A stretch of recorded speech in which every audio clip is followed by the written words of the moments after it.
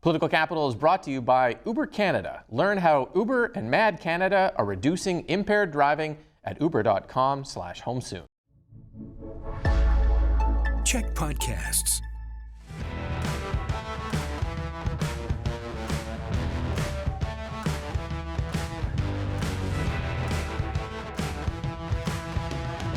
Hey everyone, and welcome to Political Capital, your source for all the latest in BC politics. I'm your host, Rob Shaw. A raucous week in BC politics tends to get that way just before spring break, just like in your house, in your home. Kids getting a little wild before vacation happens in politics too. We're going to talk a bit about new polling numbers that are out this week on the budget. We're going to take a look at appraisers putting Aboriginal title on private property appraisals, what that means for government, and Hoodiegate, which I'm not even going to explain until we get to it. You just have to stick around to hear the majesty of Hoodiegate. We're going to bring in the panel, the pod squad, each and every week. You know them.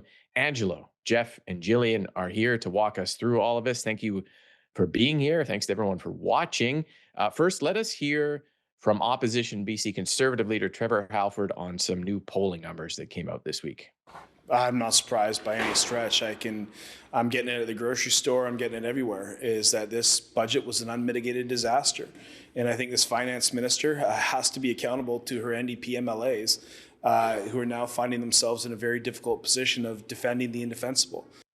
Okay, so that is Trevor Halford talking about how people are fed up with the budget. Some new numbers from the Innovative Research Group talking a bit about this being apparently the least popular provincial budget since the HST in 2010. That's a low or high bar, depending on how you want to look at it. And also, I think the numbers somewhere in the realm of, I should know this, I have to just consult my notes here as we go into the show, somewhere in the realm of 42 to 37% approval, I think is the number.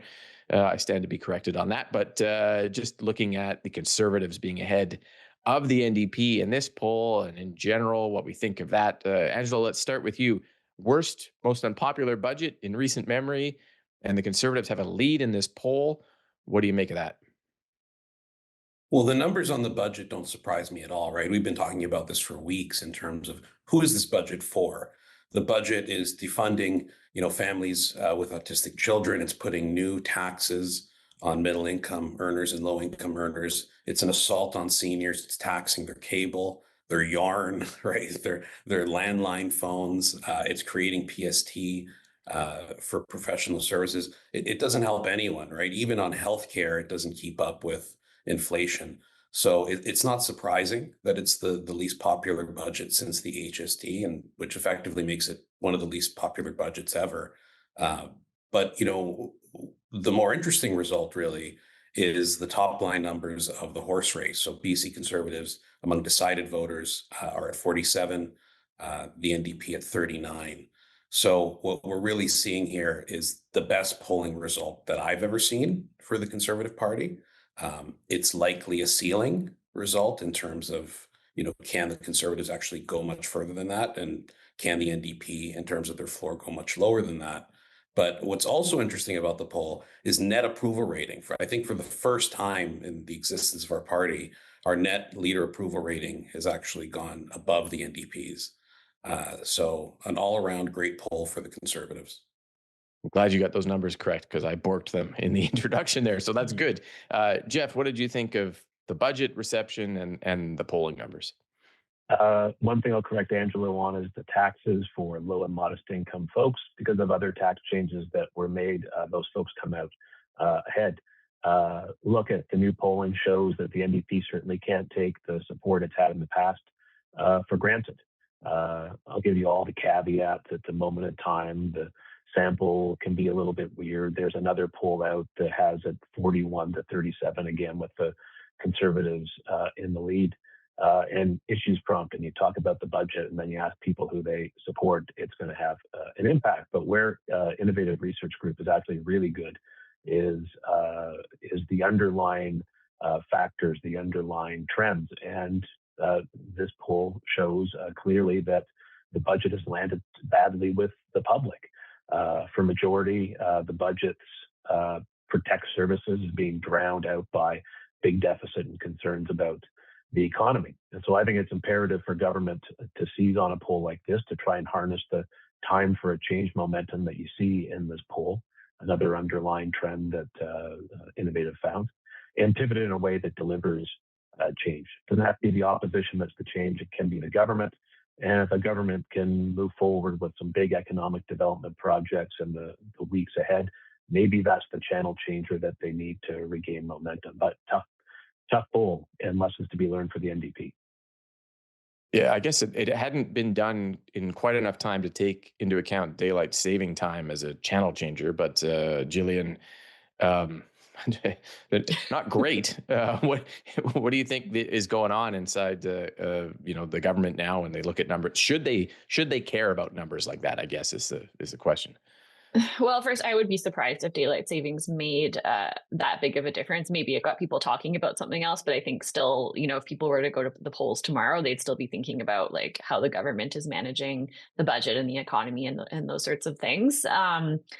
I think that probably, we had lots of indications that the government was expecting this. They were trying to sort of set expectations low. The finance minister saying she was going to be the least popular person in the province. And I think that the government was trying to front end load pain and difficult decisions in this budget as sort of like a damage control mode that they're in right now, trying to shore up revenues in the face of losing them from places like the carbon tax and from a slowdown in the housing market.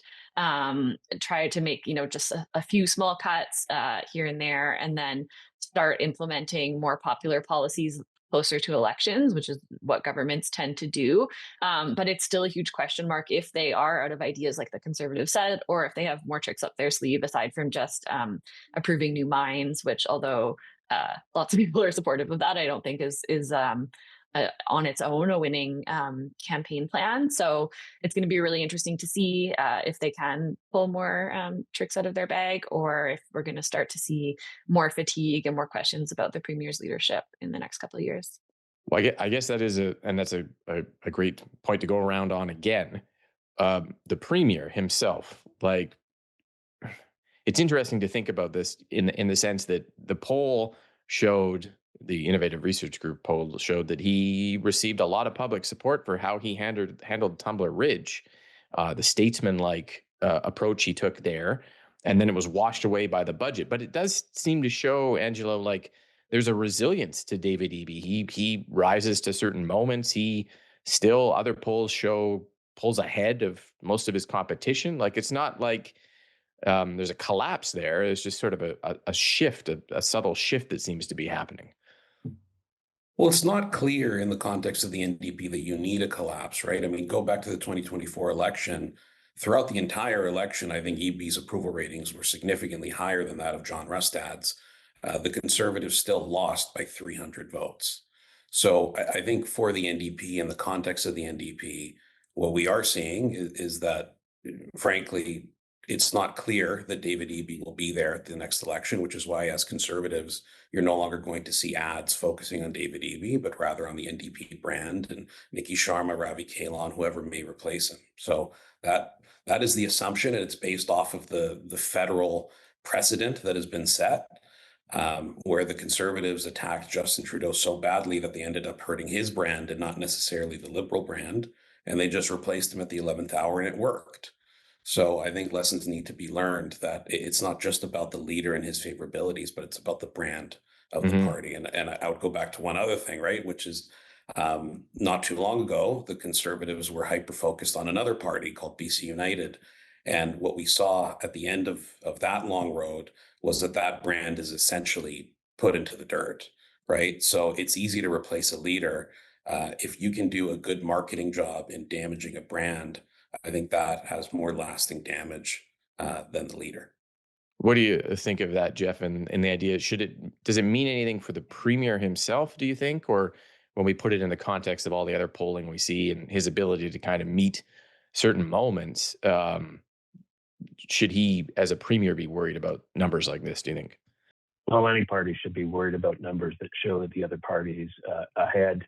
I think it's passing strange that there's been so much victory lap being taken by about one poll that's 2.5 years before the next scheduled election.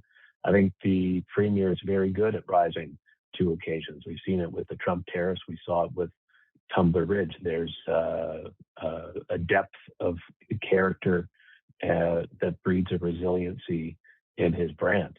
But when you're faced with issues around the economy slowing down, the government's got to take steps to move that, to change the trajectory. I think that the concern about the deficit, the concern about economic management is out there. It's having an impact, and I think if the premier wants to keep on governing, if the NDP wants to continue governing, they've got to show that people who are at home and clearly worried that they have a plan and that it's working. And that's the task for the days and weeks ahead for the government. Yeah. Yep. Good points. Jillian, just close us off on this. The premier, does it mean anything for the premier himself, do you think? I think it shows a need to be more focused. I think with EB, we see his responses to unanticipated events being really strong and being able to rise to the occasion. And that way, it kind of reminds me of John Horgan, who really rose to the height of his popularity during COVID. So NDP leaders tend to be really good at sort of rising to unexpected occasions. It's the proactive plan that is where they can sometimes stumble. And so, are they going to have the right circumstances, to just simply, be good at reacting to things? Is that going to be enough, or do they need to have a stronger proactive plan going into the next election? Probably after 9 years, they're going to have to show a little bit more, I think. Yeah, it's tough after 9 years. Crafting when the baggage is your own baggage, it's tougher to get around it. But okay, let's take a break there. Coming up, we're going to talk about Indigenous title being part of new private property appraisals. It's happening. We'll talk about it after this. This is not a new issue in the province of British Columbia. It's an issue that needs to be dealt with. We have been very clear. Our bright line is we will protect private property. Well, that is Premier David Eby in question period this week about news that some property appraisers in BC are now adding whether a property is under an Aboriginal title claim area into their reports as a potential liability or risk to its value, sort of like if a home was located on a flood zone or earthquake zone, that kind of thing.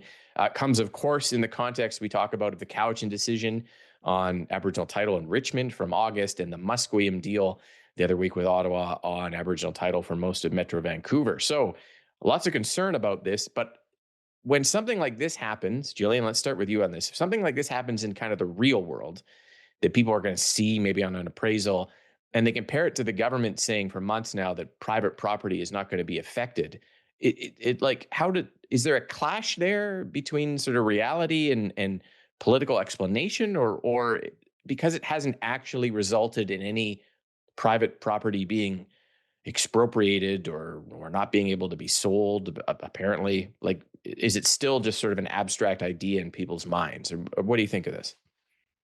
I think it maybe does make it a little bit more concrete for people. I say, looking into this, it seems like what the language that's being put into the appraisals is sort of like a disclaimer that, this is like acknowledging that this could happen. And it's, to me, I read it more like the appraiser sort of looking to sort of just kind of wash their hands clean of it. And it's kind of like when you sign a waiver at the gym that if you fall on the treadmill, it's not their fault, but like you still work out anyway because, you know how to run. Not me, but yes. Yeah, others. Yeah. And I think, there's another article out about this today, talking to an appraiser who works in Richmond, which is one of the most sort of like murkiest places that's affected by the Cowichan decision. And he said that this isn't exactly like you said, it isn't about properties actually being appropriated. It's about public perception, because after all, real estate is a speculative market. And, there's all kinds of things that can affect property values, climate change, like those kinds of things, like you said, and like what people are predicting could potentially happen in the future. And, I think it's really indicative of how this issue has sort of spiraled out of control in terms of public perception, because you have the chiefs being really, really clear that they don't want to appropriate private property, that's not on the table. You have the government saying the same thing. But it's the opposition and other, more fringe parties that are creating a lot of this uncertainty, which is actually driving the public perception that this could happen and that there's a risk there. So I think, again, it's difficult. We're in politics, people politicize issues, but in this case, it kind of seems like it's the opposition and the political opportunism that's actually driving the uncertainty rather than the decisions themselves. Plus, I would say a lot of lawyers, Angelo, with KCs after their name, who are supposed experts and are experts in Aboriginal law, who say this is an issue that the opposition is able to quote too. I don't think hasn't been made up without some type of sort of legal kind of analysis behind it as well. But what do you think of this? Well, much of what the Conservatives are going off of is what you just said. I mean, Tom Isaac is a lawyer, one of the most preeminent lawyers on this issue. And we're going off of his interpretation being that it doesn't matter what the intent is, it matters what the law actually states. And, we can hear the NDP and even First Nations groups say, well, our intention wasn't to get title over private property, but the decision is written in such a way that could absolutely be the case. So if you're looking to invest, it creates uncertainty. We already know that there was a hotel deal in December that fell through. And now we see groups, I think today in the Vancouver Sun, we read an appraiser named Jason Upton said that you could see property values drop 30 to 40% in these areas. It is speculative because we don't have any clarity from government on what it means. And I think, we're all sort of desensitized to this issue now, but for investors from outside the province, it looks very bizarre to look at an investable sort of property or an environment where there may be even some percentage chance that it's taken away or seized. So, we're operating off of interpretations of the law by, lawyers, as you said, that have KC after their name. And even if it's not, the risk is not to be taken away or seized, there's just some element of risk in Jeff and what Jillian said. Real estate's a risk-based transaction. People want to see returns. They want to invest. They want to, want security. I guess that's an element to it as well. But what was your reaction to seeing that these sort of appraisals include this disclaimer in some properties now? Well, it strikes me that the opposition's campaign of confusion is having a real world impact. And I agree with pretty much everything that Jillian said. I thought there was a brilliant response from First Nations this week in the face of Aaron Gunn, a federal MP, making these claims. It's the Comox, the Klahman, the Clahus, and Hamalko First Nations saying to Aaron, chillax, bud. First Nations have said clearly many times that private property is not at risk. And I've said many times on this show that the issue is a federal one. It's Section 35 of the Constitution, which affirms Aboriginal rights and title. So if we want to fix this, if the opposition wants to fix this, then lobby the federal government to reopen the Constitution, get into constitutional discussions, and pull out Section 35. And for all of us, old folks like me who remember Meech Lake and the Charlottetown Accord and referendum on that, the other lack of action those delivered and the division it sowed across the country, I would say to folks who want to do that, good luck with that, bud. Okay. All right. Let's take a break there because we got Hoodiegate coming up, and I want to have a little bit of time for that. It's going to come up after the break. You'll want to stick around for that because we don't know what the heck that is even about. Coming up right after this break. The member for Kelowna Mission, his conduct yesterday was sexist and inappropriate, and now he shows up today dressed as if the vote interrupted his trip to the gym. You issued a reminder to all members to dress in contemporary business attire. The member has disrespected this House now 2 days in a row, and I ask that you issue a direction to the member. All right, that's Premier David Eby raising a point of order on Kelowna MLA Gavin Dew for wearing a hoodie while voting virtually in the legislature, saying he disrespected the House. I don't even know. I've never seen that actually raised as a point of order. Jillian, seemed weird to me. I'm not sure why the Premier's doing it. I don't know. But Gavin said he lost his luggage and he was transporting back home. And so anyways, people were talking about it. What did you think? I mean, I think the hoodie taken on its own is silly. It's a waste of time for the premier to be taken on. I think that the reason why the premier did it is because of an event earlier in the week where Dew made some pretty sexist comments about a female minister, accusing her of sitting there meekly multiple times. And, you know, EB wanted to show some leadership to the members in his caucus, but hoodies are fine, not a crime. I'm old enough to remember worse things said about female ministers with an NDP opposition, but I am also old. So they used to call the premier Barbie, for God's sake. I don't know how. Anyways, whatever. Angelo, Hoodiegate, what do you think? This is such a waste of time. I mean, Gavin was traveling. The airline lost his luggage. You know, he was wearing yesterday's clothes. He was working with what he had. I mean, we're sitting here talking about Hoodiegate, or you know, frankly, clips taken out of context of Gavin talking about an important issue. And the reality is, last month, the province lost 20,000 jobs. We have bigger things to talk about. And this is the NDP looking at those polling numbers and thinking, how can we create chaos? That's all this is. Jeff, Hoodiegate? I think folks at home watching this are shaking their heads. They're seeing both sides of the political aisle trying to score political points off of someone showing up wearing a hoodie, and the other side saying that a woman cabinet minister should listen to guys in suits. Apparently, they don't want her to listen to Gavin Dew because he couldn't show up wearing a suit. Look, when kids are behaving like these guys, you send them to their rooms, you have them cool down, you have them apologize to one another, and then you get on with your day. We'll see if this spring break affords the two sides across the aisle from one another the opportunity to have some cooler heads and get on with the business of the legislature. I don't envy Papa Raj Chauhan, the Speaker of the House, because boy, he's got his hands full these days with all the stuff we talk about on the show every week, first reading and weird bills and Hoodiegate and Blurgate and various other gates. But okay, excellent. Thank you to the panel for walking us through a wild week in politics. Make sure you stick around. We got some audio extras to talk about. Subscribe to the podcast. And we'll be back next week with all the latest in BC politics here on Political Capital. Political Capital is brought to you by Uber Canada. Learn how Uber and Mad Canada are reducing impaired driving at uber.com/homesoon.